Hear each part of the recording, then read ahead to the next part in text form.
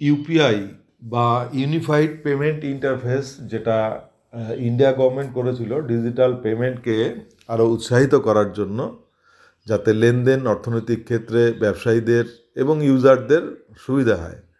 তার জন্য ভারতবর্ষের যে ব্যাংকিং অ্যাসোসিয়েশন আছে, সমস্ত লিডিং ব্যাংকগুলো, এসবিআই, আইসিআইসিআই, এইচডিএফসি, এরকম আরও প্রচুর যে ব্যাংক, তাদের ব্যাংকের একটা অ্যাসোসিয়েশন এবং তার সাথে আরবিআই এবং এনপিসিআই অর্থাৎ national payment corporation of India, এরা যৌথভাবে এটা একটা নন প্রফিটেবল অর্গানাইজেশন করা হয়েছিল, ইউনিফাইড পেমেন্ট ইন্টারফেস। তো এইখানে নতুন বছরের শুরুতে বড় 7টা রদবদল হয়েছে, যেই রদবদলগুলো প্রতিটা মানুষ যারা ব্যবহার করছে তাদের কিন্তু জানতে হবে। তো সেই 7টা রদবদল কি কি সেগুলো একটু এক নজরে দেখে নিন। প্রথম হচ্ছে 365 দিন আপনি যদি কোনো ইউপিআই অ্যাকাউন্ট করেছেন, যেমন ইউপিআই অ্যাকাউন্ট বলতে ফোনপে, ভীম, এসবিআই ইউনো, আরও সমস্ত বিভিন্ন ব্যাংক এবং বিভিন্ন আরও যে থার্ড পার্টি অ্যাপসগুলো আছে, সেগুলোর মাধ্যমে ইউপিআই অ্যাকাউন্ট খোলা যায়। সেই ইউপিআই অ্যাকাউন্ট মোবাইল দিয়ে ট্রানজ্যাকশন হয়, সেগুলো আপনি খুলেছেন কিন্তু ইউজ করেননি, কোনো ট্রানজ্যাকশন হয়নি, তাহলে সেটা কিন্তু বন্ধ হয়ে যাবে। এই নিয়মগুলো চালু হচ্ছে এই জানুয়ারি মাসের 2024 জানুয়ারি মাসের 1 তারিখ থেকে। দ্বিতীয় বিষয়টা কি আছে, highest payment limit in a single day 1 lakh টাকা।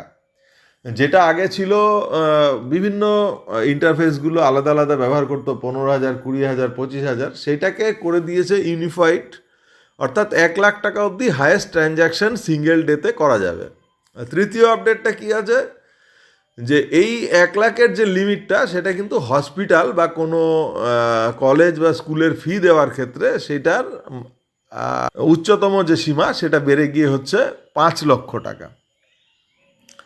এবার কোনো আমাদের এই যে ইউপিআই অ্যাকাউন্টগুলো আছে, সেখানে আবার মিনি ওয়ালেট থাকে, যেই ওয়ালেটগুলোতে আমরা কোনো রকম ইন্টারনেট ছাড়াও ট্রানজ্যাকশন করতে পারি, কোনো মার্চেন্টকে পেমেন্ট করতে পারি। সেইটার ক্ষেত্রে কি ছিল, একদিনে 200 টাকা একজনকে পেমেন্ট করা যাবে, কিন্তু এখন যেটা করেছে সেটা 2000 টাকা অবধি পেমেন্ট করা যাবে একবারে। কিন্তু 2000 টাকার উপরে করলেই সেখানে কিন্তু যেই মার্চেন্ট পেমেন্টটা পাচ্ছে তাকে 1.1% পেমেন্ট চার্জেস তাকে তার অ্যাকাউন্ট থেকে কেটে নেবে।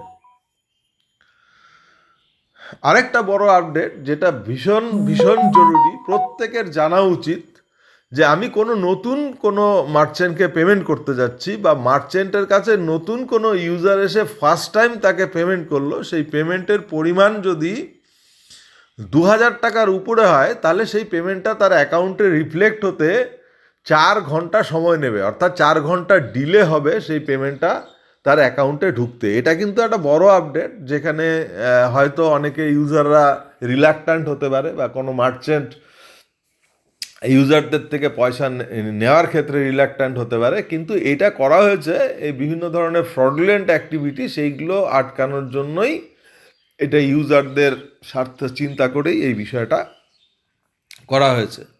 6 নম্বর আপডেট, সেটা হচ্ছে tap and pay UPI payment যেটা আছে, যেমন কার্ড সোয়াপ না করেও বিভিন্ন মার্চেন্টের কাছে পস যেটা আছে সেখানে পেমেন্ট করা যেত, মানে এনএফসির মাধ্যমে, সেইটাই করা হয়েছে ইউপিআইয়ের ক্ষেত্রে। এই ইউপিআইয়ের মাধ্যমেও এইভাবে কোনো কিছু মানে জাস্ট নিয়ার বাই শেয়ার বা এই টাইপের অপশনে টাচ অ্যান্ড পে পেমেন্ট করা যাবে। আর সপ্তম আপডেট যেটি এসছে, সেটা হচ্ছে ইউপিআইয়ের মাধ্যমে এখন এটিএম, ইউপিআইয়ের এটিএম খুলবে ভারতবর্ষের সমস্ত গ্রাম শহর সমস্ত জায়গায়। সেটা হচ্ছে হিটাচি বলে একটি কোম্পানি আছে, যারা এয়ার কন্ডিশন তৈরি করে, জাপানি কোম্পানি, তারাই এই এটিএম তৈরি করবে এবং যেটা ভারতবর্ষের বিভিন্ন জায়গায় সার্কুলেট হবে, এবং সেখানে ইউপিআইয়ের যে পেমেন্ট ইউপিআই সিস্টেমের মাধ্যমে সেই এটিএম থেকে ইউজার টাকা তুলতে পারবে। এই ধরনের সরকারি বিজ্ঞপ্তি আরও পেতে এই চ্যানেলের সঙ্গে থাকুন। ভালো লাগলে লাইক এবং শেয়ার করুন। ধন্যবাদ।